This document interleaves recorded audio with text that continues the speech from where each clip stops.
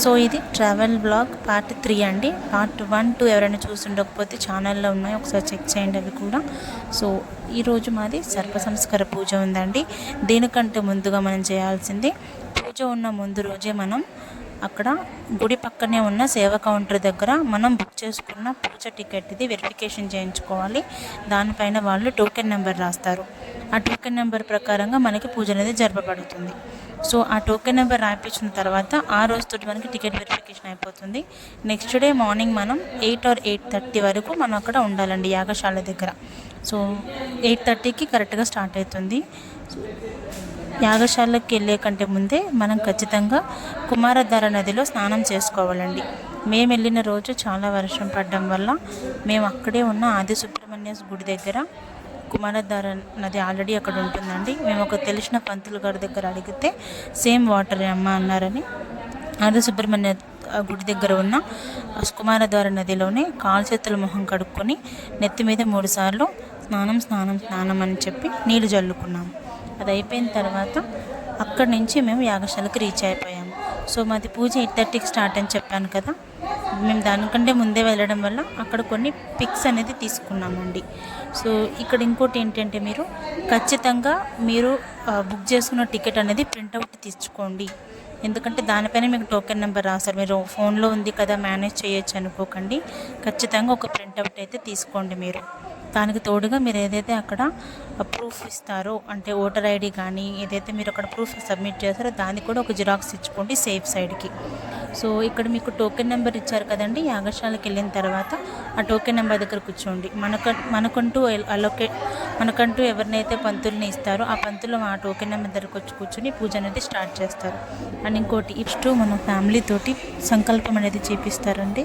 అంటే పూజ ఉద్దేశం ఏంటి అనేది, దేని గురించి చేయించుకుంటున్నారు, దోషం గురించా, లేకపోతే పిల్లలు లేని వాళ్ళు ఉంటారు కదా, నేను ఫెర్టిలిటీ దాని గురించి, ఉద్యోగపరంగా దేని గురించి ఏ ఉద్దేశంతో చెప్పించుకుంటున్నారు అనేది సంకల్పం చెప్పించిన తర్వాత పూజ అనేది స్టార్ట్ చేస్తారు.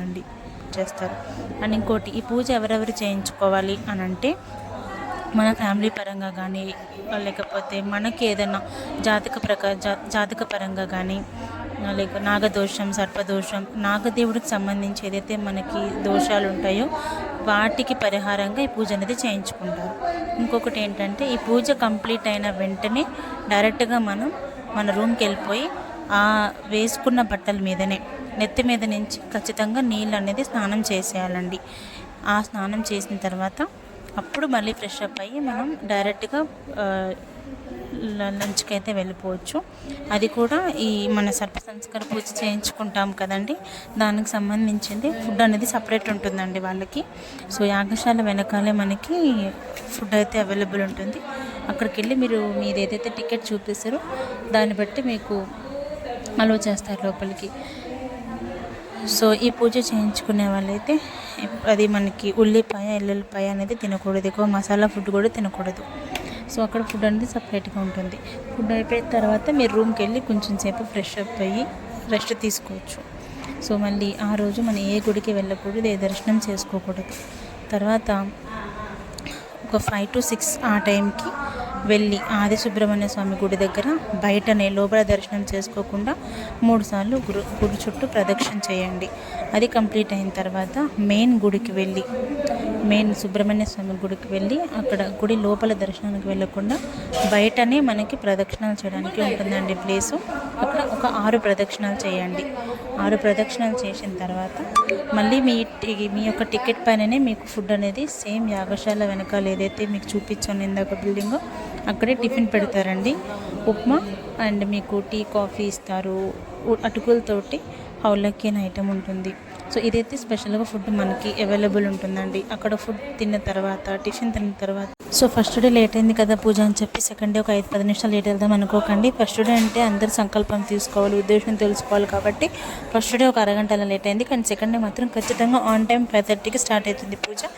టైం కొనడానికి ట్రై చేయండి అక్కడ.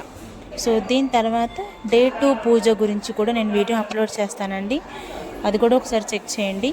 ఇన్ కేస్ మీకు ఈ ఛానల్లో అప్లోడ్ చేసిన ట్రావెల్ బ్లాగ్ 1, 2, 3 సంబంధించి ఏదైనా డౌట్ ఉంటే కామెంట్ చేయండి, రిప్లై ఇస్తాను.